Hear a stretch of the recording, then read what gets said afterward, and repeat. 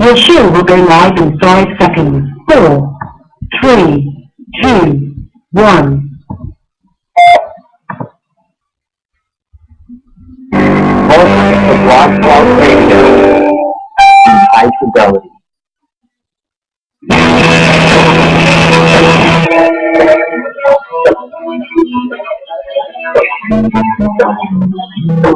People tell me every day, love is gonna come my way. The gentle clue that I hope to find. Want something that's gonna last, only people get the back. I know this change is gonna do me good. I know this change is gonna do me good.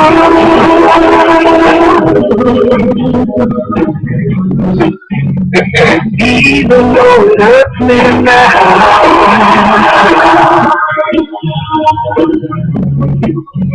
I know the change is doing me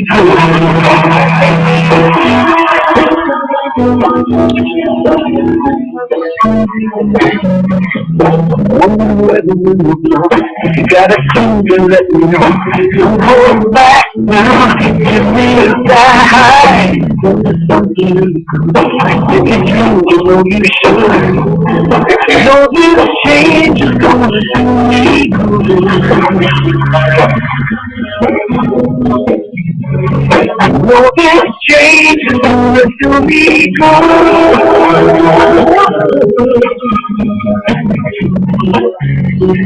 Even though it hurts me now,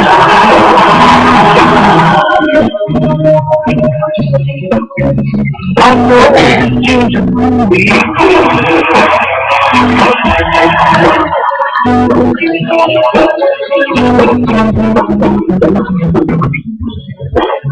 the changes and it's on me. I'm feeling better. I'm all up and all of this okay. I'm all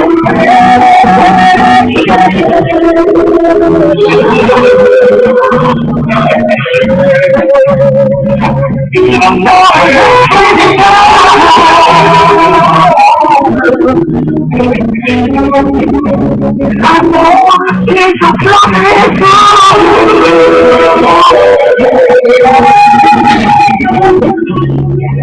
Even though it hurts me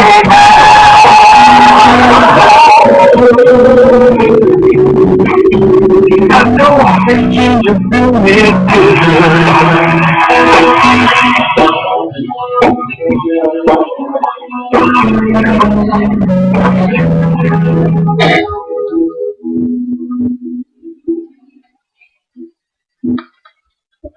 Aloha! Good evening. This is Aloha live out of Flagstaff, Arizona. The Spiritual Image Productions on Blog Talk Radio and freeconferencing.com. And now Ustream, establishing nutrient relationships with human values. Aloha and welcome to tonight's Aloha Live. Tonight we're doing the second of a three-part series of the 2016 StarWorks USA Symposium series featuring Karen Gresham Nickell all the way out of Texas. Aloha, Karen. Hi, aloha. How are you? Good, and thank you for being here. Tonight we're going to be talking about raising consciousness for contact with ETs, our cosmic family. And we're going to talk to Karen here in a little bit. Just to let you know, the event, let's see, the 2016 StarWorks USA UFO Symposium, Art, Music, and UFOs, the Evolution of Human Consciousness, is going to be held at the Aquarius Casino Resort in Laughlin, Nevada, from the 11th through the 13th of November of this year.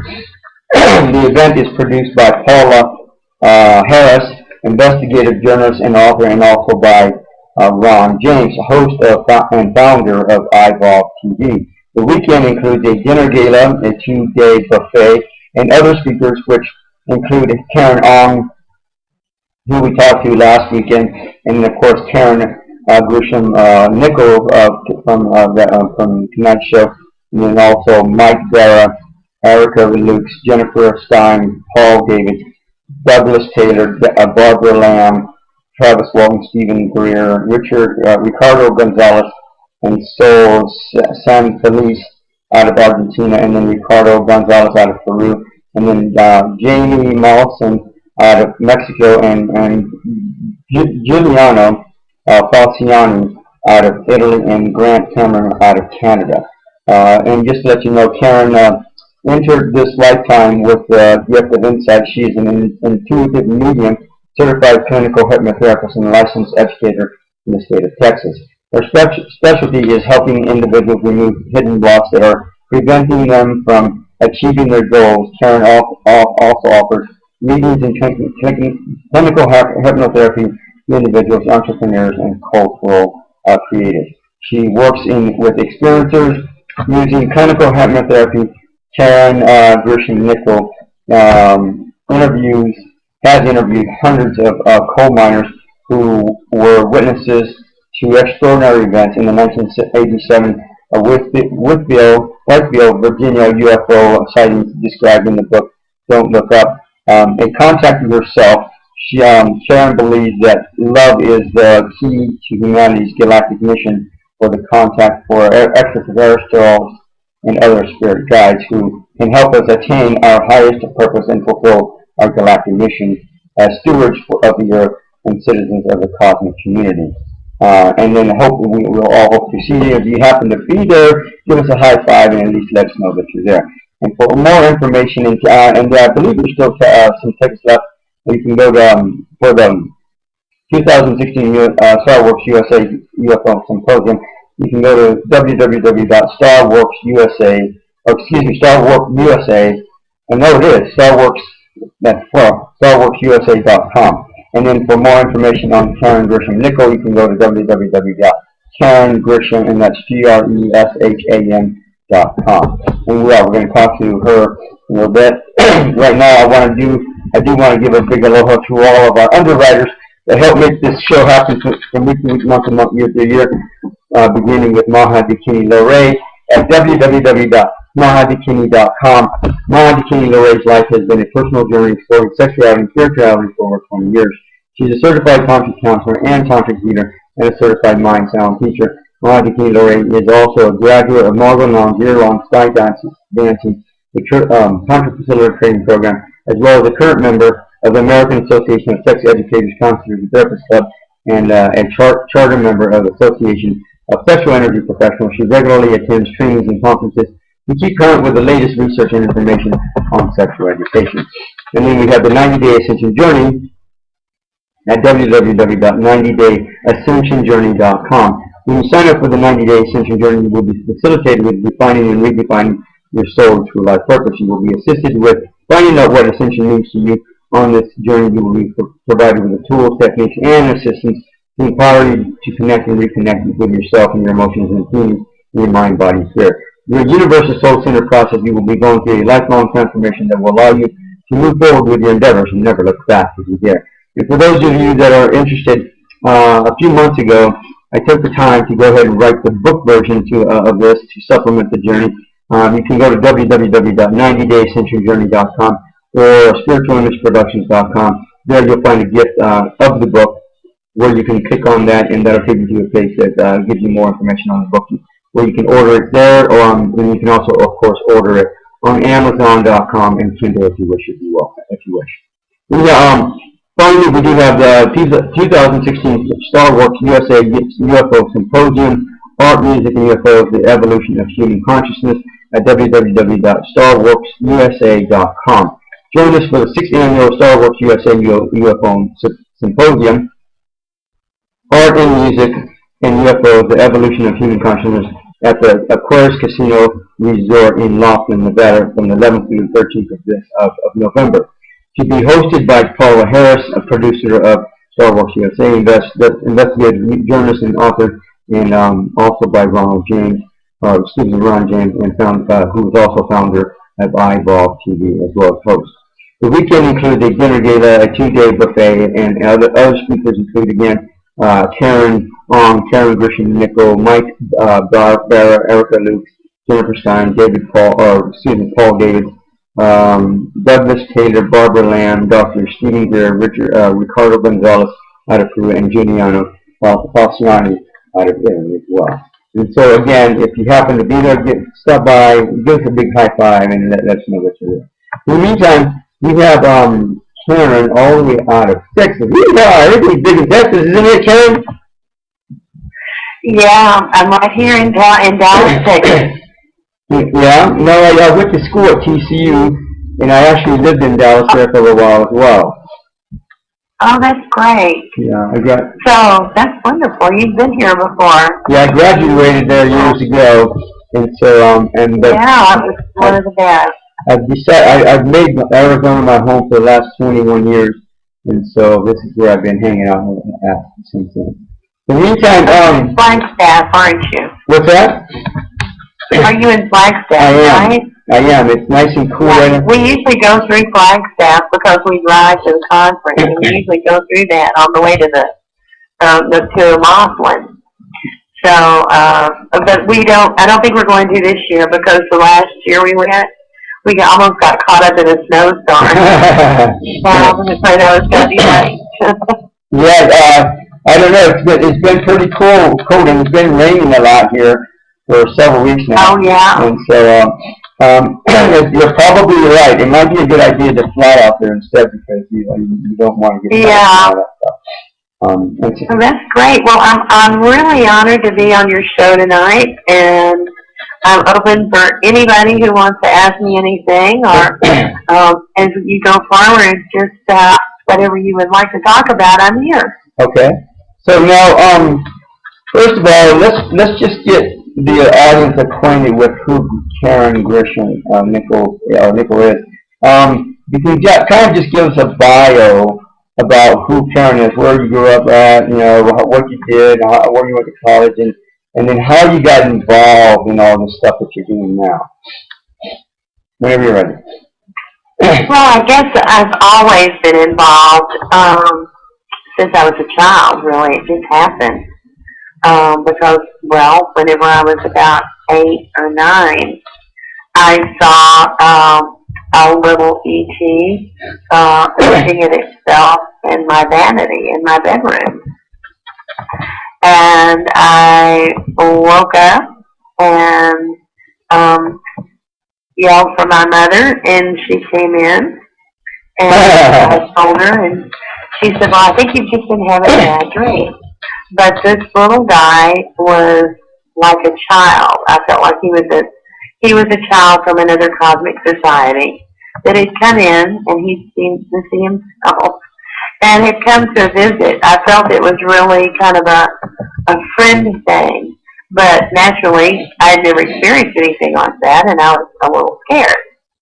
So he probably was too, because he immediately flipped into another position.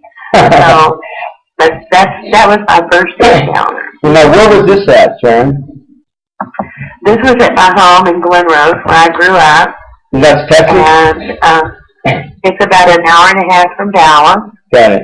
And then whenever I was 17, I went to Texas Wesleyan University in Fort Worth. And then after that, I got my teaching certificate. And to teach, I'm licensed to teach art and English. And then I thought, and also went on and went to Gilboyne College of Clinical Hypnotherapy in Glendale, California. Got it. And this was in the 80s, and became a clinical hypnotherapist. I've done a lot. I've lived all over the world, and from 1977 until 1984, I lived in Brazil. And so I lived half here and half there. And I did research for a very famous author by the name of David St. Clair. And he really opened up all the doors for me and made it possible for me to do what I do today. And I'm very grateful. And he is always with me. He made his transition to another plane in 1991. It was very difficult for me, very hard, very sad.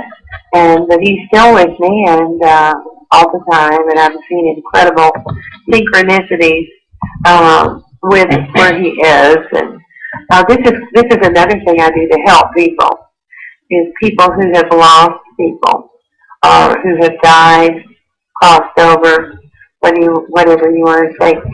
When someone crosses over, they want to tell the people that they love what's going on, and so they make contact with someone like myself, who is a medium who can receive information like a messenger, more or less, is what I am. Got it. And I've done that a lot. Huh.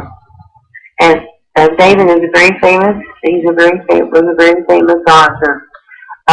This was back in the 60s and 70s and even late 60s. And his books are in the Library of Congress. I think the biggest one that he wrote, the one that's been out the most and sought after, was Infinity ESP. And people can go on my website and find him. Carolyn and I did a page for him, and so on Facebook. So he can be Googled. But he's David St. Clair, the author. Got it. So now let me ask you this. First of all, what did your parents do when you were growing up, Karen? Pardon me? What did your parents do when they were growing up? What did my parents do? Yes. Well, my father owned a department store, and my mother taught school, and I was an only child, and that's what we did. Okay. So now, with that in mind, did you ever have this experience or any similar experiences with ghosts or saints or anything like that after this experience when you were 8 years old? Well, I did. I think everybody who develops from another level, they go through kind of an elementary level. I know that after I got out of college, a friend and I shared an apartment together, and we thought we saw a ghost in the room, or it was this and it was that, and it was never anything. But I don't really get into ghosts that much. And then we went through the scary part and explored all the parts of that, and did some seeking and got scared and were very childlike about the whole thing. And I realized that wasn't the dimension where we were supposed to be. And I've never really dealt with ghosts much. I deal with people who passed over and who are traveling. Well, that's what a ghost is to begin with, isn't it?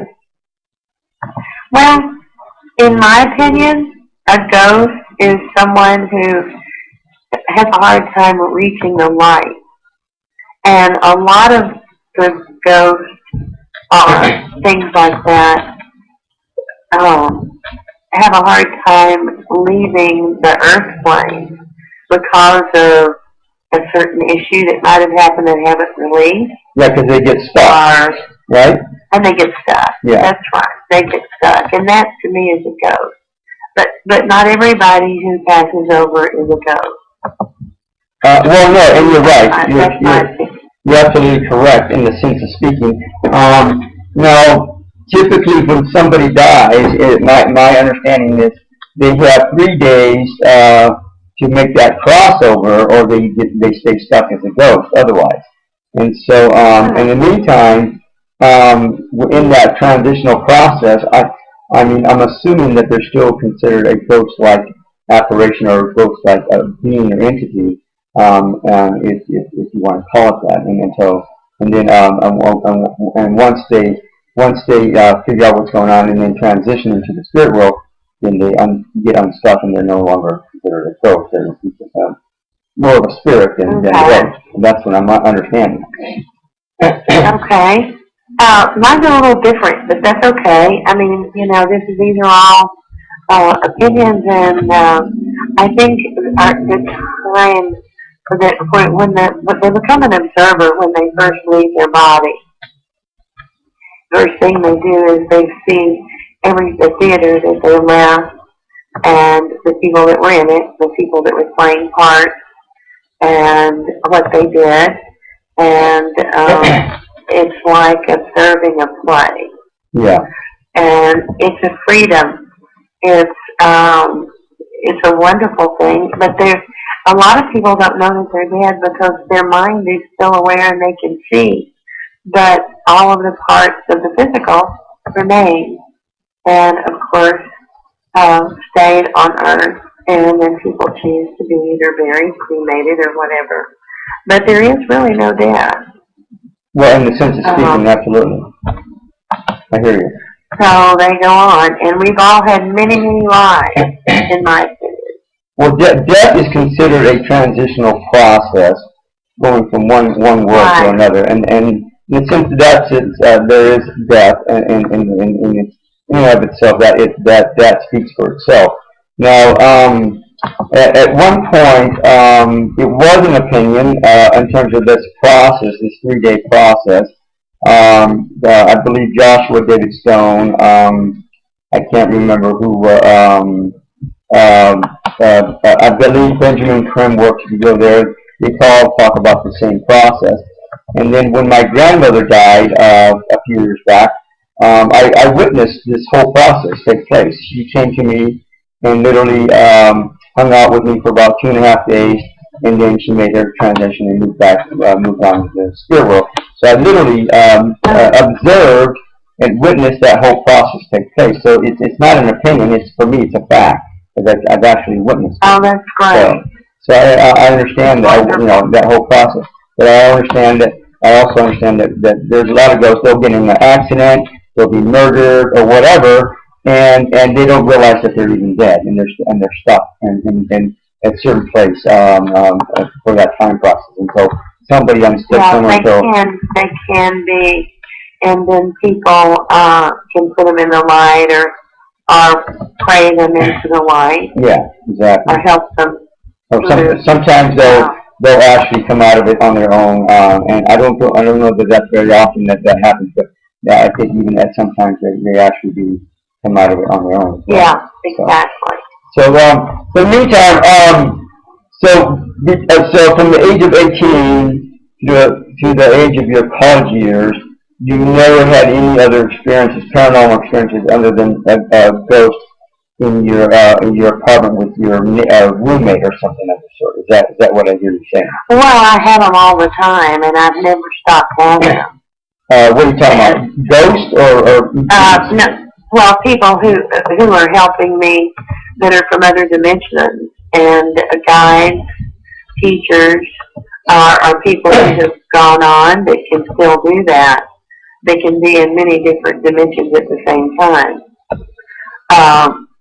But as far as ghosts, I have not really experienced that much about people who get stuck and can't get over. So you're saying? I think once Go ahead. I did one time. I was about 30, and I was just started out doing this. And I had a client that went to SMU, and his girlfriend had come to me for help, and then he was really upset or something, and he shot himself. He killed himself. Oh wow! In the parking lot of SMU, and this was about 1980. And he came to me in the middle of the night, and he was a little stuck, and I gave him the light. Sending the light, and that's about the only time I've ever really dealt with anybody who has done it like that. Got it. Who's been a ghost? I hear you. And I've done similar, or the same, on a number of occasions. I've dealt with ghosts and helped them, but they'll go back to their light as well. So you're saying that. So at which point did you start getting visitations from spirit guides or other beings that were there to help other people or with other people or whatever? Well, I would say probably that I knew of, or that I really got into on a higher level whenever I was about 26 or 27. in the 70s. So, and you were in college at the time? Is that what you were doing? I mean, I never stopped thinking about this and experiencing these things always. Once you're on your path, if you allow yourself to continue, many things will happen. And people, people are desire to seek and become a seeker of their own path on these levels. Got it. So at the age of 26, you had a visitation from a spirit guide? Is that what I hear you saying, or what do you mean? Well, I've had a lot of visitations. At the age of 26, or the age of 27, I met David St. Clair through his book, Drumming Candle. And I was very, very, just from out of nowhere, attracted to Brazil. And it just, when things came to me, I just assumed it, and I began seeking why. And so I found his book. A friend and I were at a conference in Dallas at the Church of Religious Science, and there was an ex-Episcopalian minister speaking who, he had been a pilot for Howard Hughes, and he just so happened that he could speak Sanskrit. And she and I were over on the wall, sitting by the wall, thinking, oh my God, we can never learn that language. Is what it takes to do that? So, right. So we were really, quite naive, and began many things like that. Long story short, I met David through his book. I called him, and his father gave me it was actually at a press conference in New York. And so I called and said I was a reporter from Dallas, which was not true. And they laughed, and he said, I don't believe you, but I know that you're going to become my best friend. And so we talked for 2 hours, and he sent me some money, and he said, I want to see what's going on with the thing in Brazil. And I did some research for him in Recife. And so about 3 weeks later, we got together, and, I didn't get with him, but he wanted me the money, and set everything up in Recife, and I went to Recife. And it all started from there. It was a long, arduous, beautiful experience of Brazil that opened my heart my whole life. And he opened many doors. David was the friend of the president of the country at the time, a long time ago, when they were having a revolution, João Goulart. And I speak Portuguese and speak Spanish very poorly. It's called Portugal. But, kind of like Spanish. I'm sorry? That's kind of like Spanish. Yeah, it is. It is. How funny. I try to speak Spanish. I wish I could speak it fluently, but it ends up being Portuguese. Yeah, oh, got it. So now, I want to take a step back. I'm still having a hard time understanding where you're coming from. And so, around 26, 27 years old, you read this book by St. Paul or St. David? David St. Clair. David St. Clair. You read a book by him. So you go to this conference and you meet him there at the conference. Is that what you're saying? No, I don't read him at the conference. His book was just available on one of the tables. Oh. A friend of mine picked it up, and I read it, and I procured it and sought him out. Okay. And so over the years, we did our work in Brazil, and we put on workshops in Dallas, and he talked about the cosmic forces. Got it. And he would hold workshops, and I would assist him with that. And he did past life regression, and he was a very famous individual. And he worked for Time and Life magazine here, and the sister of Time and Life magazine in Brazil is called Manchetti. And he worked in Brazil and lived in Rio for 20-something years. And with that, and knew everybody from the president to Antonio Carlos Jobim, who I was fortunate enough to make friends with, and a lot of wonderful people, very famous people, and it was heavenly. And we did our work there, and then in 1984, I was back and forth. I was in Dallas half of the year, doing my work here, and then in 1984, I decided to, the project is finished, and that I went to Italy. So I met a couple of friends in Italy. One was a Fulbright scholar in Yale, and the other one was an artist from here. And the three of us met up in Rome and just kind of set out to explore and work there. And when someone seeks the inner calling and of wherever they need to be, things will just happen. This is my belief. If someone feels like they should be somewhere or someplace is calling, they should try to go there. And so then I worked in Rome and met a lot of famous people, did a lot of work, and lived in Monte Carlo in France, and came back to the United States in 1989. So you're saying that you were moving to all these different places to do all this research? Is that why you're moving to all these places? I'm trying to be clear on. Well, I moved to Italy just because I've always loved to be in Italy. And then I got married, and I lived there for a while. And then that marriage didn't work out. And I came back here after I did a work. I did my clinical hypnotherapy, and I actually spoke Italian at one time.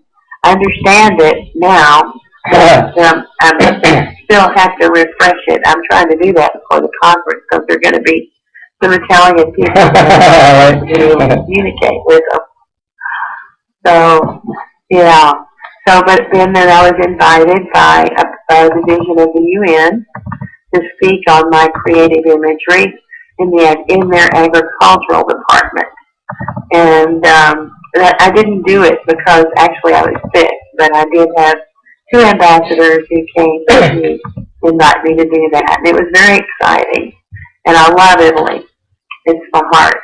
And I had a wonderful time, and then came back to the United States in 1989 and knew a physician, and he was a very famous heart surgeon with the DeBakey team, Michael DeBakey, and from Houston, and I worked with him, and we had a clinic until 1996. And so he did his work, and then I did my clinical hypnotherapy.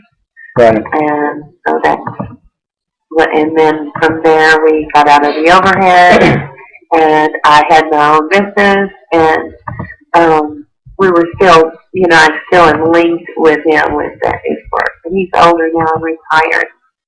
And so this is what I do.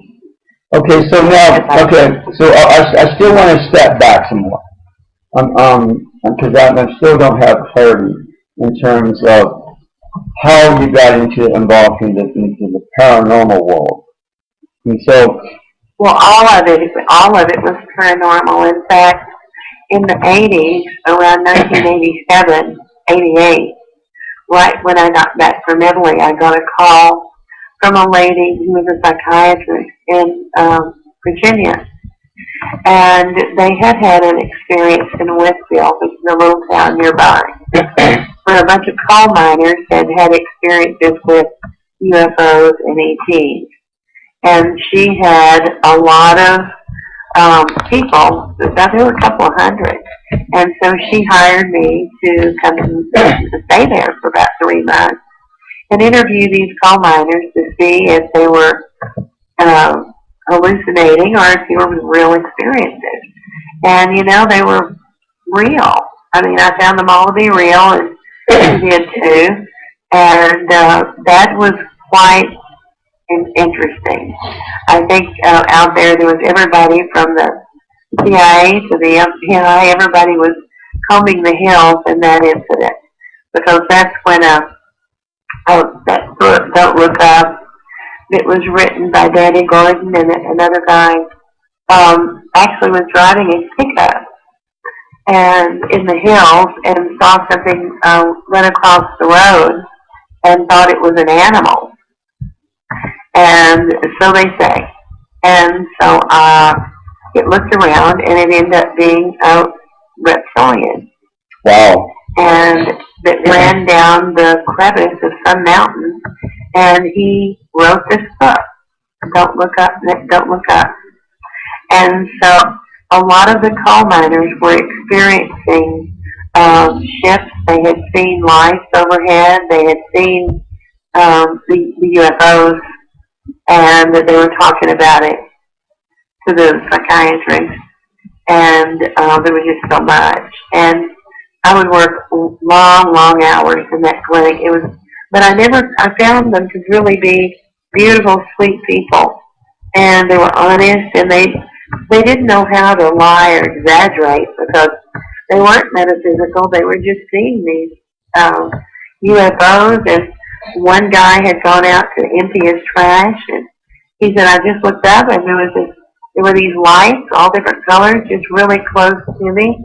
And I really didn't know what to do, and then my trash can started shaking." Huh. And so he said, then I had to get in touch with somebody. So this was going on.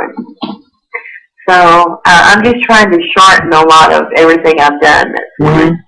You know, okay, so at that point, you were hired as a psychic to go interview these people. Is that what I hear you saying? No, I was hired as a clinical hypnotherapist. Okay. I did a lot of hypnosis with them to see, and to take them to see if they were doing an altered state.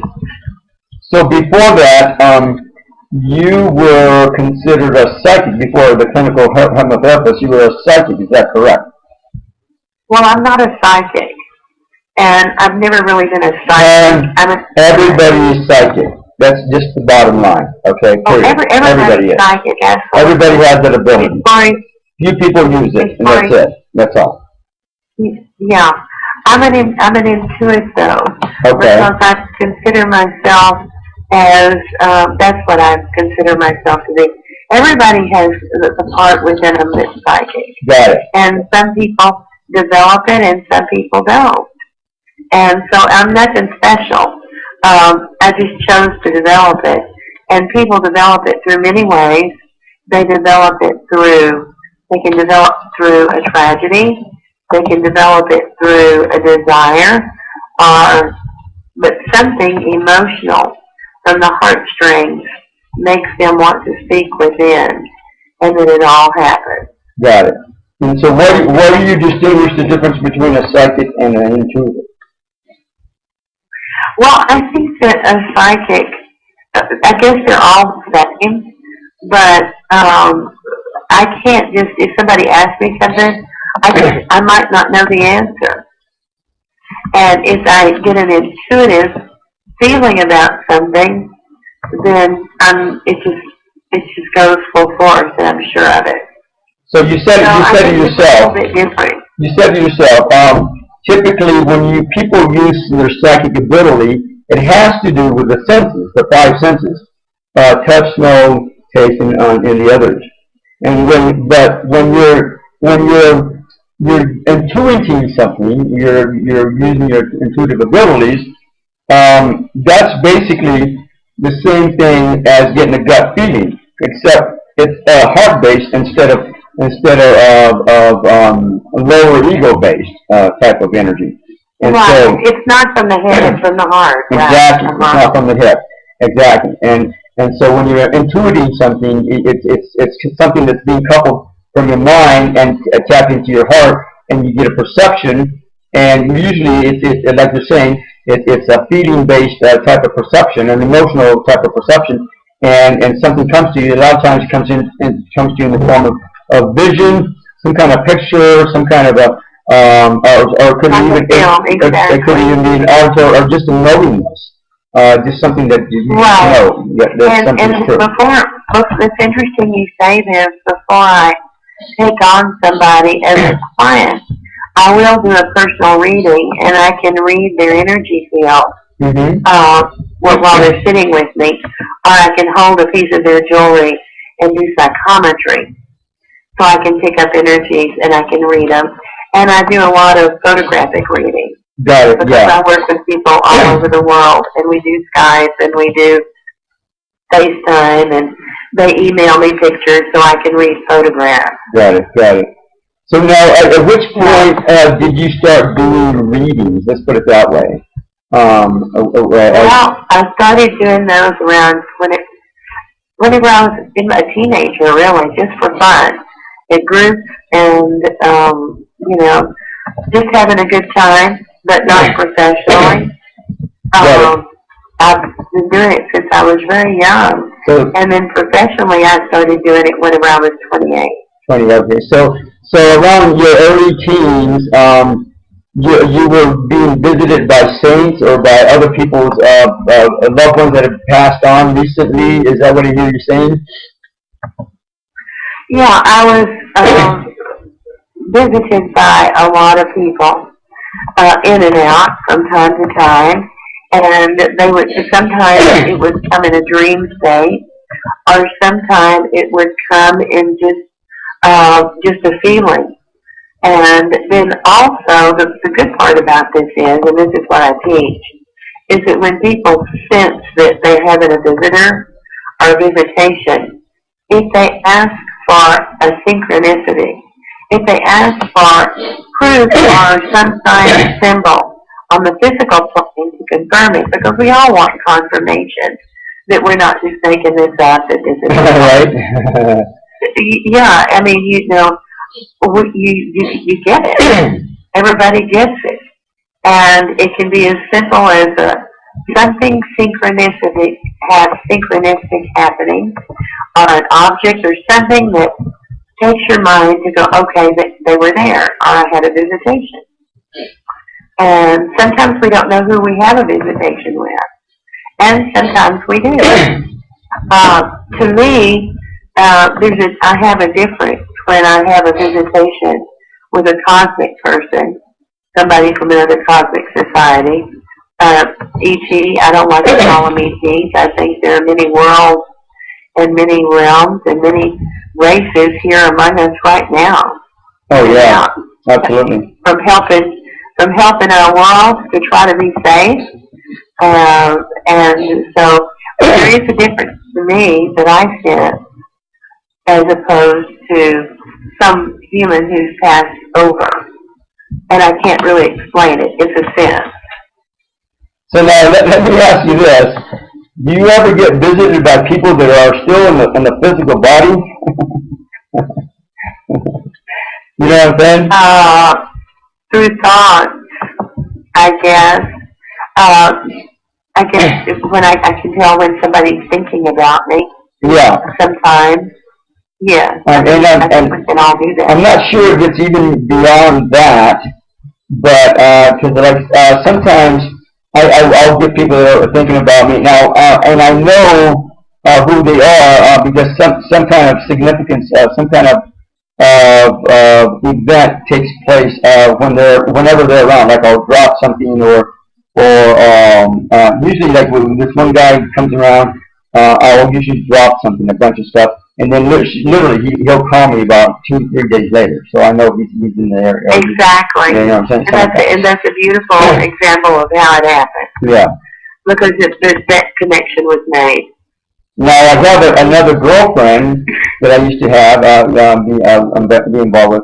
She literally visits me. I mean, she has the capability of remote viewing or something like that. I'm sure.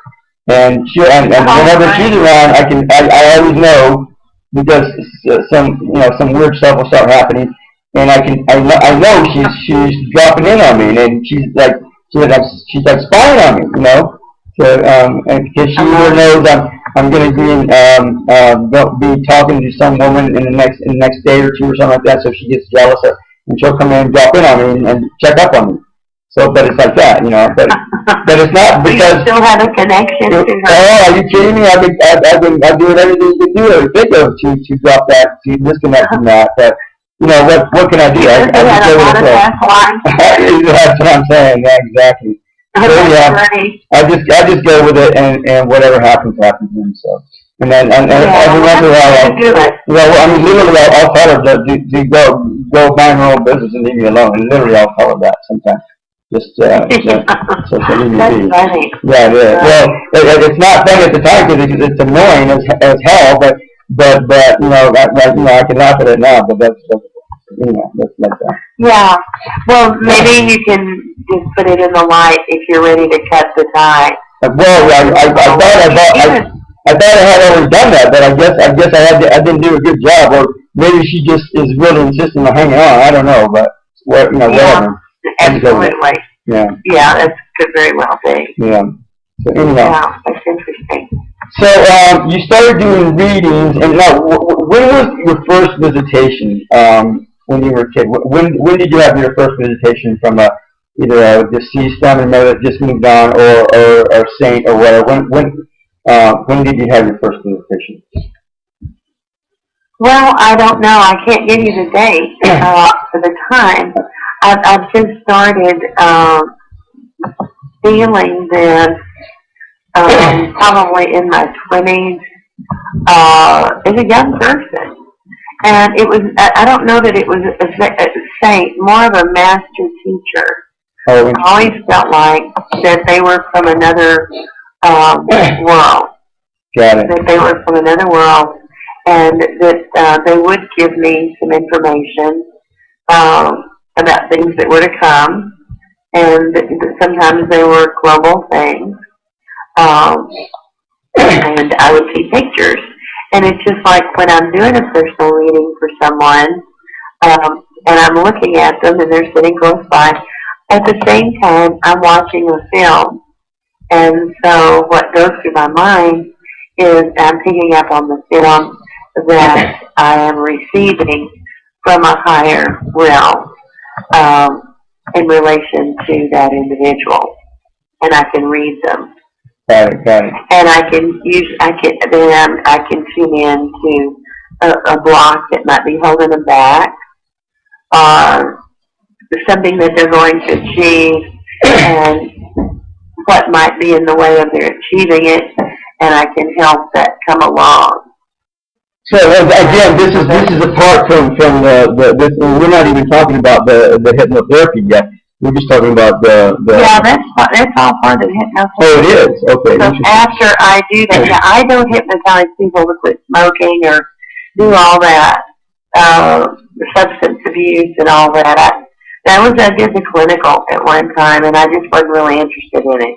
Where we had the TINS machine and the biofeedback machines, and I just wasn't really interested in doing it. Yeah, exactly. So I'm only interested in teaching people how to develop their mind in their highest creative way, and also to pull and recognize and develop their higher self-power, where they can be successful. And I work with a lot of people who to help make companies and or be their own entrepreneur. But first of all, they must recognize their power, and that's how I do. That's what my clinical hypnotherapy consists of. It used to be family of origin, your traditional stuff, and how that works. And that was really hard, and I did a lot of it. But the universe still has me doing it from time to time. I thought I retired from that, but I really haven't. Because basically it's all the same. Got it. Because it's just called different words. It's actually karma. Well, we come in here with, and we've usually been through people that we're close with through many, many life theaters. Exactly. So let's go like this. But as far as being, feeling like people are, someone special is around me, I always feel that way. And I think about this all the time. This is who I am. This is how I vibrate. Right. not just when I'm with somebody or with a client or patient. It's just what I do. Right. So, what I want to do right now, what I want to do right now is just go ahead and play some music, take a little breather, and then I'm going to come back and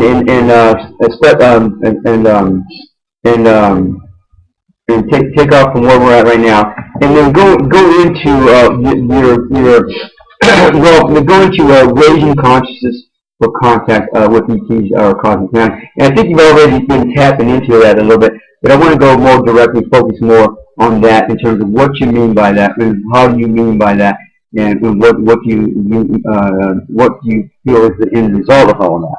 So I want to play a song called "Fractals of Grace" by Shamanitrix Mystic Aloha from her album Shamanitrix Mystic Aloha. I want to send out love, blessings, healings, angels of light and love to all the people here on the phone line, the chat room, all our family and friends, to all those that help take care of us, to all those running for office and all their people that they're working with, to all the kids and the plants and the animals on the planet, especially the ones who need concern, to the President of the United States and all his family and friends, to, of course, to all of our vehicles and places of residence that help take care of us. And then, anybody else want to add to that? Okay. This what, I'm sorry? We're sending out love and blessings and healings and angels and light and love to people right now. And is there anyone you want to add? Anyone you want to add to that? Absolutely, I think that's beautiful. I think we should all do that. Okay, so we're going to go ahead and play this song. We're going to send out love, blessings, healings, angels of light and love to everyone else in need and concern. We will be back. Fractals of Grace by Shamanitrix Mystic Aloha from her album Shamanitrix Mystic Aloha. And for those of you that are on Ustream, I'm going to go ahead and put the album up so you can see the album we're talking about. Divinity in me, the divinity is all that. We are all part of one cosmic unity. Om Namah Shivaya. I honor the divinity in me. I honor the divinity of all that. We are all part of one cosmic unity. Om Namah Shivaya. Om Namah Shivaya. Om Namah Shivaya. Om Namah Shivaya. Om Namah Shivaya. Om Namah Shivaya. Om Namah Shivaya. Om Namah Shivaya. Om Namah Shivaya. Om Namah Shivaya. Om Namah Shivaya. Om Namah Shivaya. Om Namah Shivaya. Om Namah Shivaya. Om Namah Shivaya. Om Namah Shivaya. Om Namah Shivaya. No separation of time and space. We are infinite fractals of divine. Eternal perfection with a unique state. Om Namah Shivaya. Beyond limitations of time and space. We are infinite fractals of divine. Eternal perfection with a unique state. Om Namah Shivaya. Beyond limitations of time and space. We are infinite fractals of divine. Eternal perfection with a unique state. Om Namah Shivaya. Om Namah Shivaya. Om Namah Shivaya. Om Namah Shivaya. Om Namah Shivaya. Om Namah Shivaya. Om Namah Shivaya. Om Namah Shivaya. Om Namah Shivaya. Om Namah Shivaya. Om Namah Shivaya.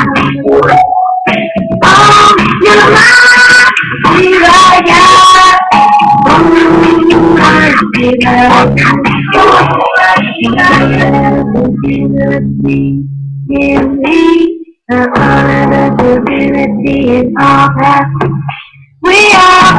part of one cosmic family. Oh, beyond limitations of time and space, we are embodied facts of the divine. Eternal perfection with the unique space. Oh, Namah Shivaya.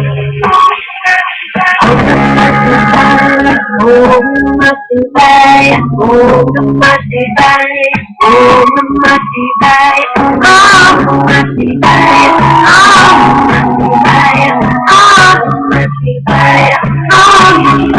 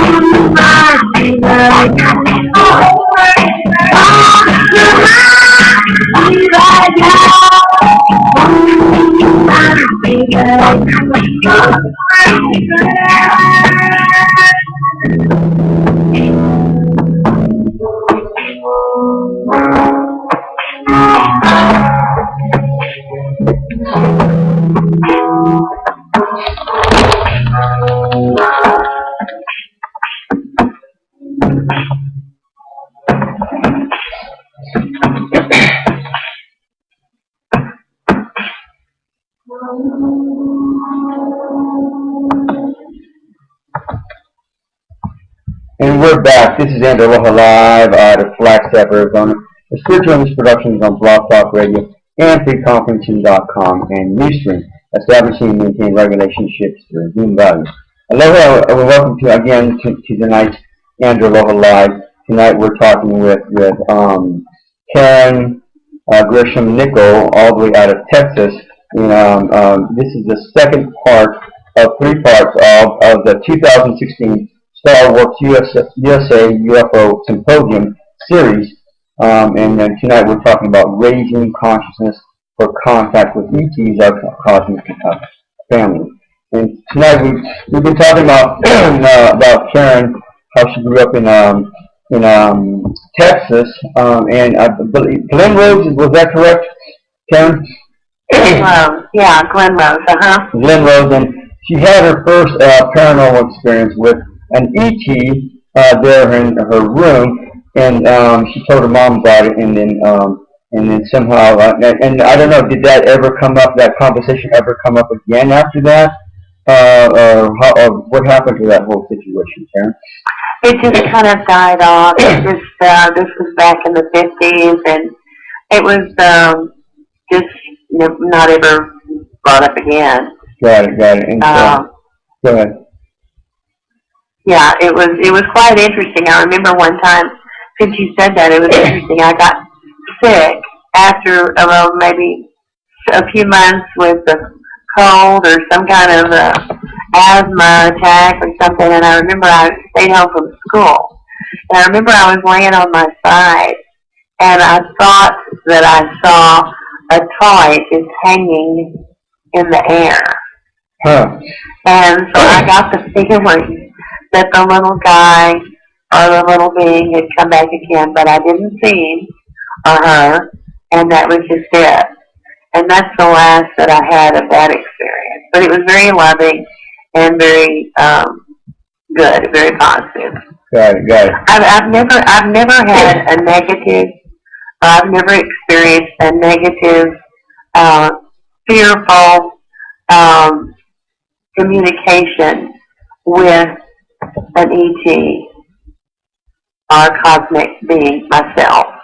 So I guess then the question is, after that, when did you actually talk about that again? When did you actually finally come out and say, hey, I remember what happened, blah, blah, blah, wonder what happened to the little guy. Well, I kind of always do it, and then in my, in my late in 20s, I really kind of, whenever we were interested in Billy Meyer, he was kind of the first one in Switzerland, who had the contact with the Pleiadians.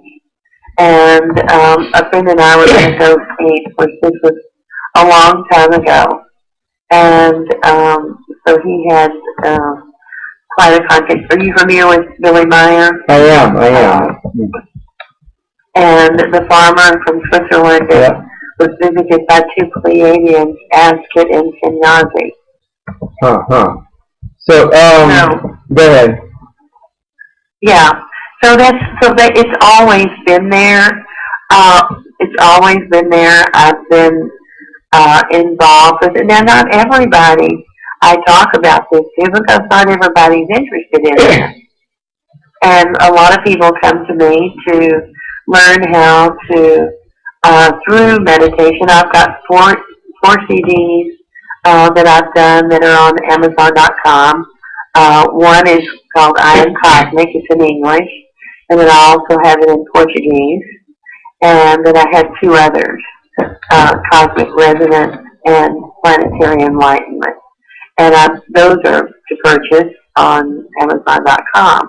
Right. And so I do special recordings with someone I'm teaching people to go to Altered Consciousness. What I do is I have a little recording studio in my place, and I will put them on the couch, and then I will go into another little closet type room, and I will make a personal recording for what I feel they need to have in order to listen to program the subconscious to awaken that superconscious power within the self. And that will help to take people on journeys of altered consciousness. And so I'm affiliated with the planetary music of John Ferry, who's, I think, the father of cosmic space music. And so I've done my albums with his music. And so I'm very honored for him to have let me do that. So now, it's been fun. Okay, so first of all, before we go there, after that ET experience, that initial one, when you were 8 years old, when did you have your next one? Well, I don't remember the exact date. Because I have. Okay, go ahead. I guess when they came in, I was thinking about them a lot in my late 20s, and then I started really getting involved in this with Bill in Virginia, probably in the 1987 situation, and then from there on, it was just really strong. So what does that mean, Karen? Did you have another experience with another ET then? Well, I had several who come to visit me. Well, I heard that earlier, but I want to find out, after that first ET experience, when did you have your next one? How old were you, or whatever? That's what I said. I can't really remember the day that I had my next one. It was a long period of time that I didn't have any. Okay. And until I was about in my later 20s that I started really seeking out, this Wendell Stevens, a lot of his books, and how he went into interview Billy Meyer in the 70s and wrote all of those books and got back into it and started. It was time for me to get back into it again. Okay. And so I have. And sometimes I have people, and I haven't had much of it, but sometimes I have people whose DNA are a little bit different. And I think they could be hybrid. And they don't know about it.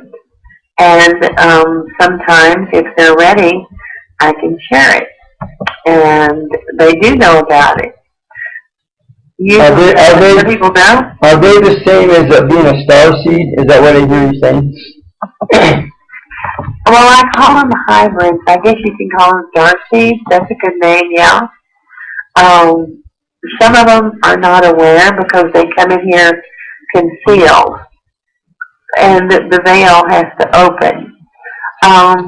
One that I know in particular now is very much aware that she is, but she needed someone to confirm that. Got it.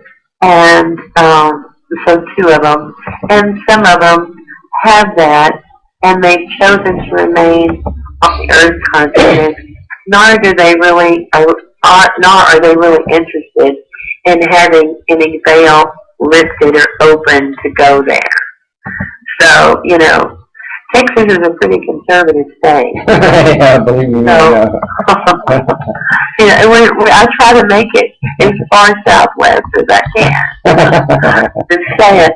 But there are a lot of here. Most of them are young. It's quite interesting. The people that I have had experiences with that I think DNA might be a little bit different. The few that I have been in the age of, I would say, 27 to maybe 40. Huh.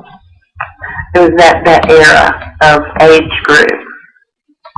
Yeah, if you've read any of the works of Dolores Cannon, and if we're talking about indigo kids and the crystal kids, is what I hear you saying. Right. And then, yeah. then she's and saying, I did know that I felt it was a crystal child at one time who actually could make a computer in her hand. wow. And I made mention of it. I was quite sure that she was different, and I made mention of it to her mother, and who I had known for years and years, and I thought, well, I can be safe and say something like this, and what she thought, and then it scared her, and so that I haven't seen her ever again. So people here are pretty conservative. Well, if you read the works of Dolores Cannon, she describes how there's three waves of these people coming through. The first wave being our generation, and then who are paving the way for the other two waves, and then the next generation, which is late 20s, early 30s, or somewhere around there, and then the last wave is coming through as we speak now. In fact, the next few years will be the final a version of them, is my guess.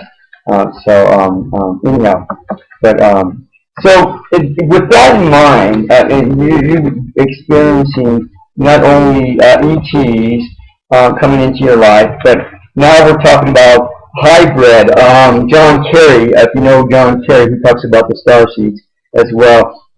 Some of them having, most of the starseeds, or all of them, I'm assuming, having more, one or two extra vertebrae than ribs than regular human beings do, and never feeling like they're home, and all these other factors to consider.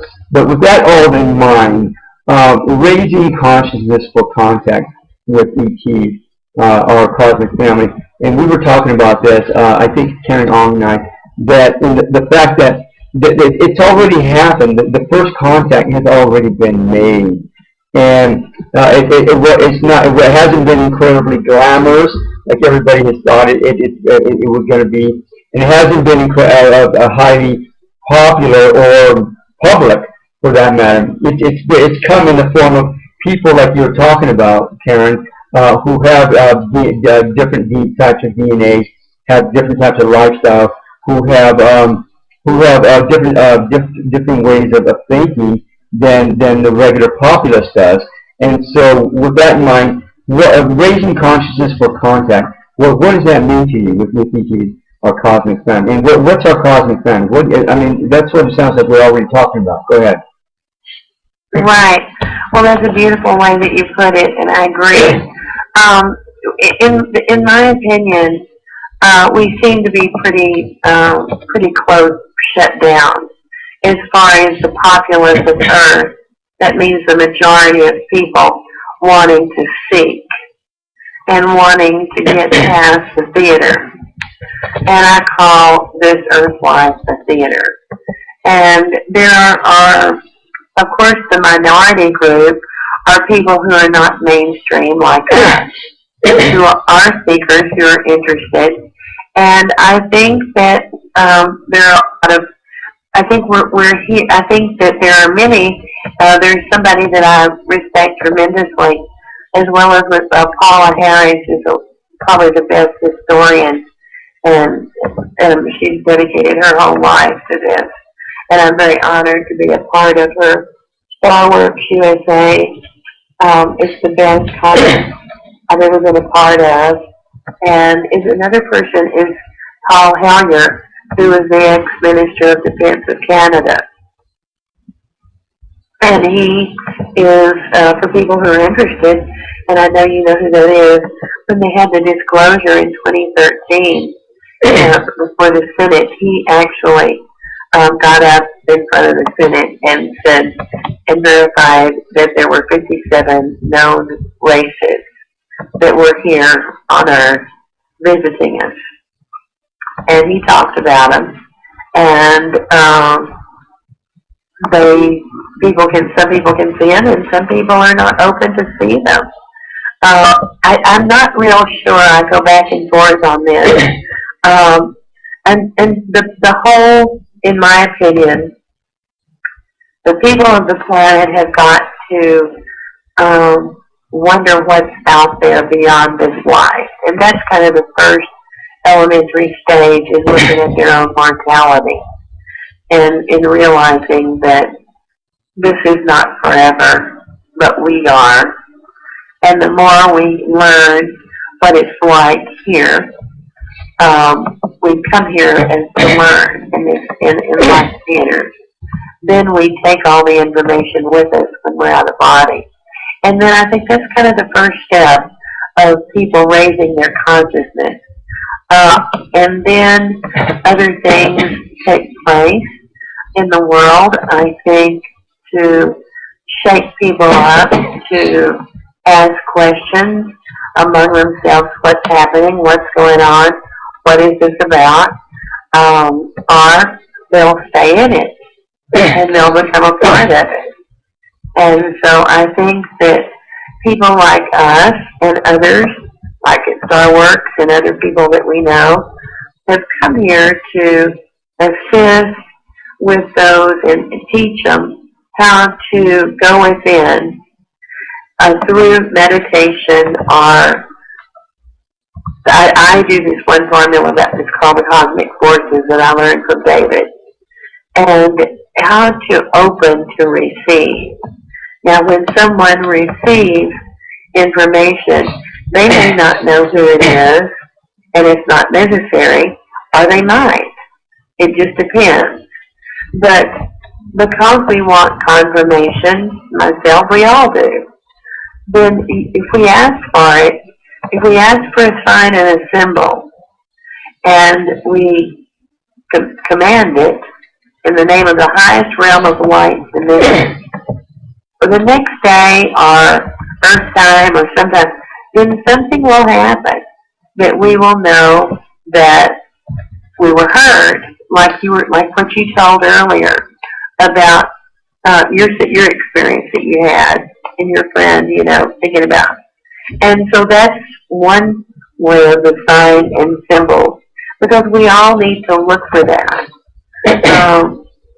Things can just show up like objects, but the mind will know when that is a particular sign and symbol from what they were asking or what they were praying for or what they were meditating for. Yeah, and then isn't that the truth?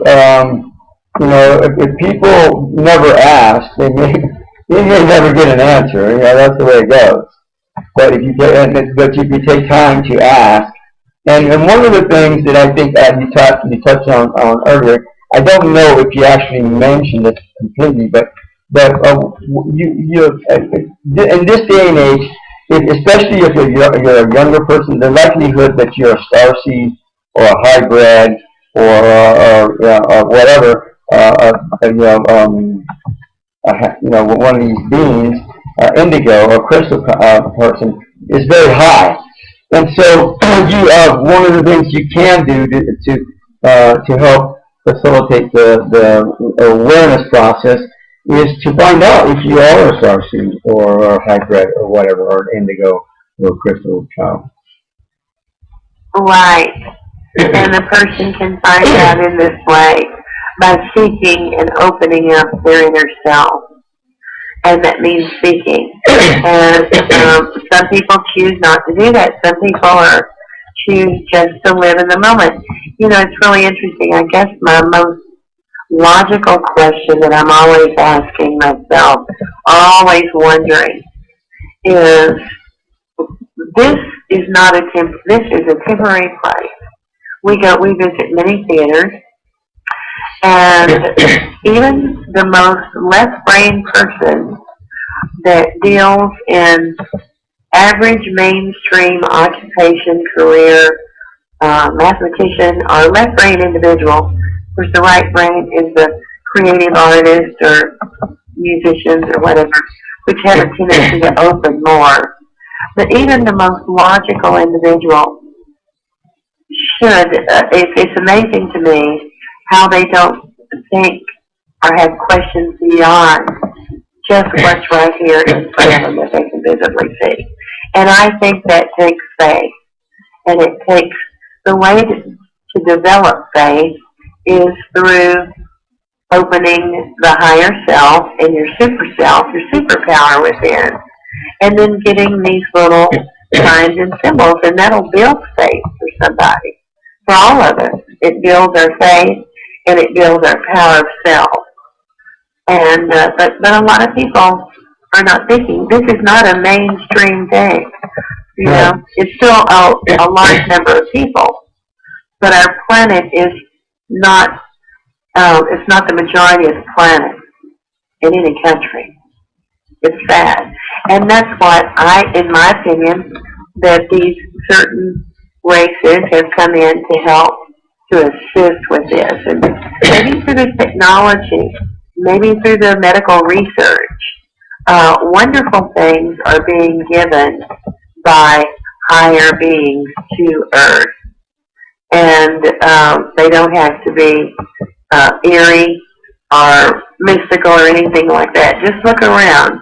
I mean, I can't tell you how many people that I'll ask, and even little kids, don't you think that, and I ask children because my husband thinks it's just because we're getting older, how time is going so fast. But sometimes I'll ask little kids who'll come in here if they recognize that time is moving fast. And they do. And there's an actual, have you experienced it before?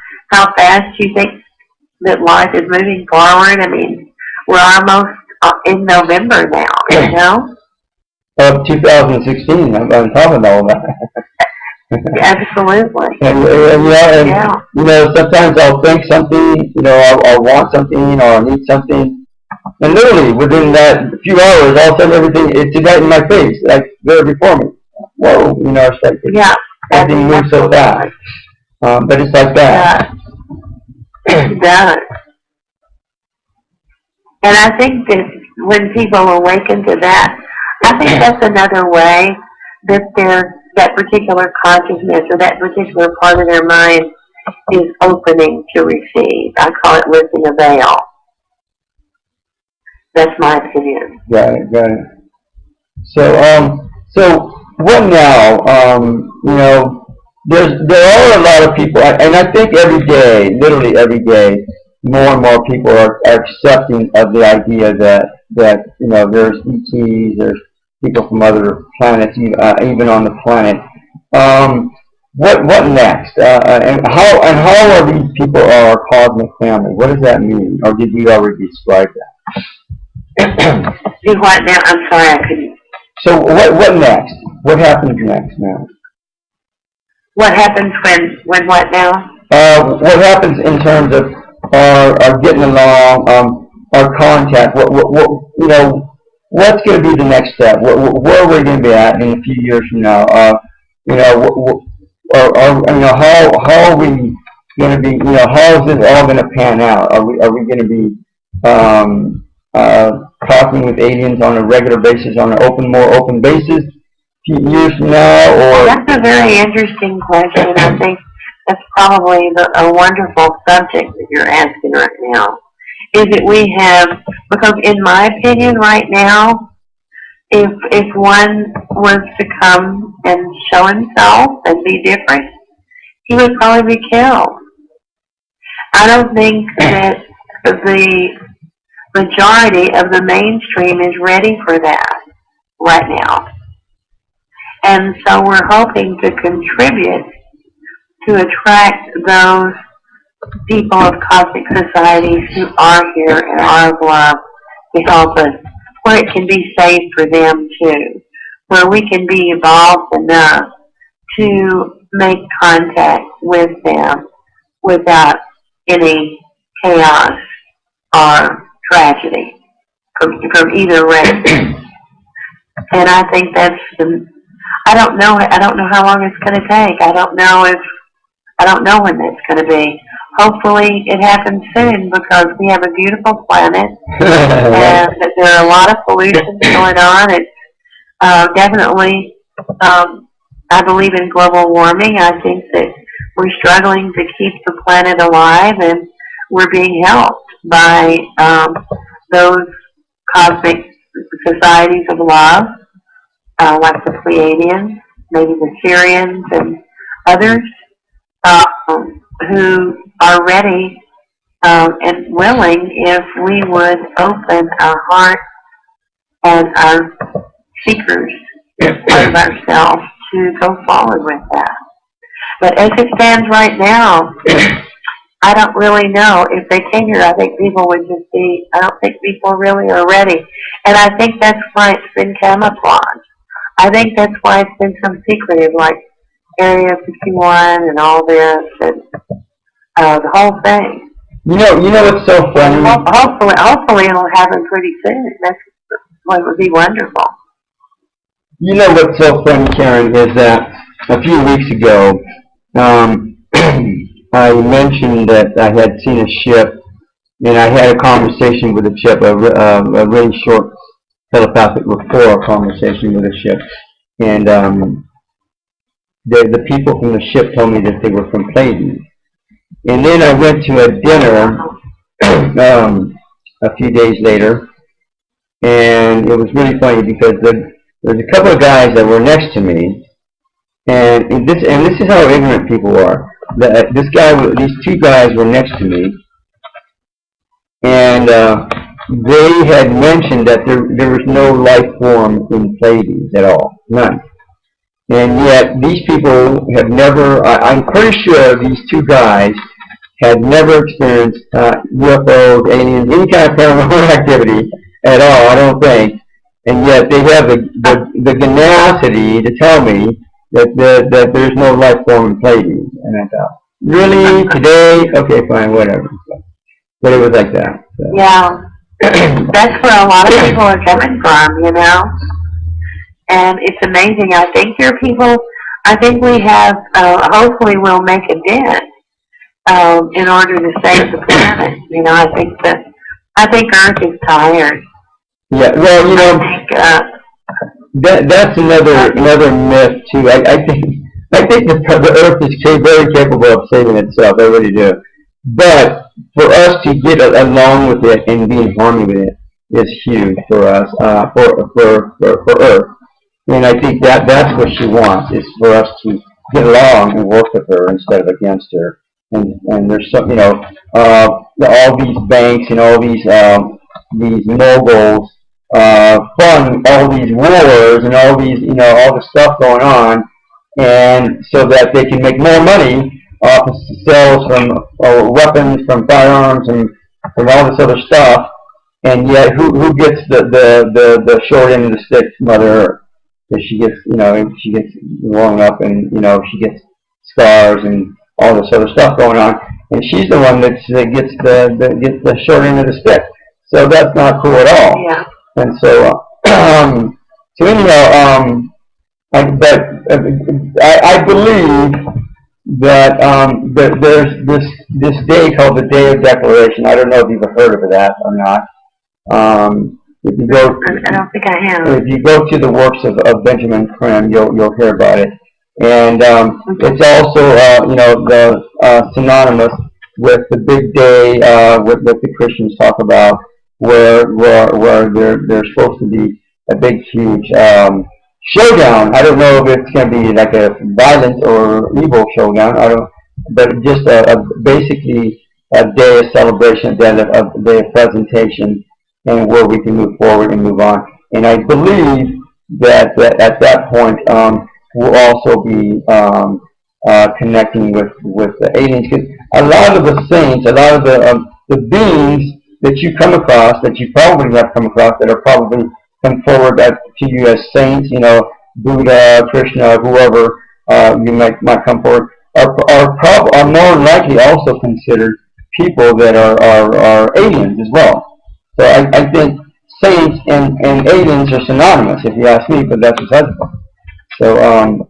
So anyhow, all of that will come to fruition, I think, and I believe that 2025 will be officially, literally officially and technically, the year that we'll be going into the golden age, like literally the year that will be considered the first of the golden age, the first year of the golden age, where we'll have over 2,100 years of peacetime here on this planet, and things will be so much different than they are now.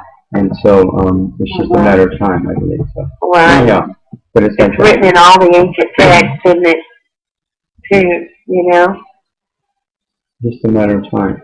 So with that in mind, again, as we have already mentioned, I believe that the first contact's already been made, and it's just a matter of expanding. I think they're being made daily. To a global level. Some people get them and some people don't. Exactly. And I think that they come here and they shapeshift. And I think they take on human form, and they do. I think they blend among us. I think they're walking among us. I do believe that. Absolutely. And so anyhow, anything else that we haven't talked about? We got about 3 minutes left. Anything that you want to put out there that we haven't talked about yet, Karen? Is there anyone who wants to ask me any questions? No questions today, but you know, there's been people that have been carousing around, but that's about it. But no questions. So, okay. Anything, any events you got coming up? Anything else you got coming up that you want to let people about real quick? Well, I'm really looking forward to being at StarWorks, and it's going to be fantastic. Stephen Greer is going to be there, and I'll see you there, and I'll look forward to meeting you there. I do have a new website, and it has a new look. And for any of those who might want to stop by and enjoy the new format, for my friends and people and other people that I could help or interested in my services, it's KarenGresham.com. Okay. And that's KarenGresham.com. Okay. And that tells about it, about what I do and so forth and so on. And I don't know unless you want to ask me any more questions on it. I think it's been a lot of fun, and it's been great being on your show. You have a great show.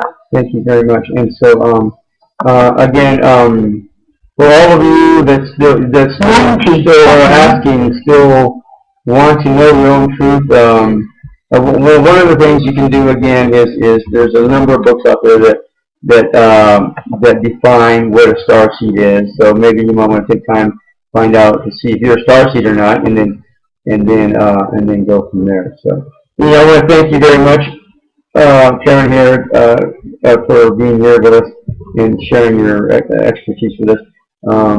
It's been a pleasure having you here. For all of you, have a God-guided week. Be the love that you are, always have been, and always will be. Aloha.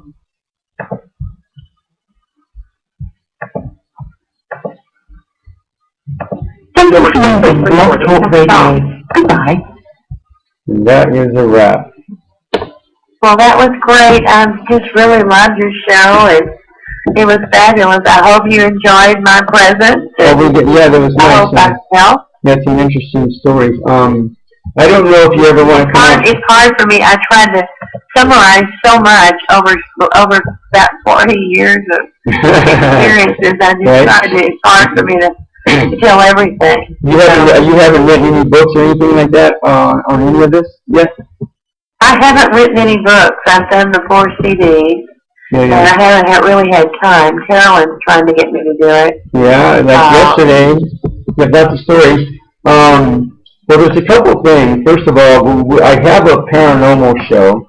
If you want to come on a paranormal show and talk about all your paranormal activities, you can bring me on that for that. I would love to.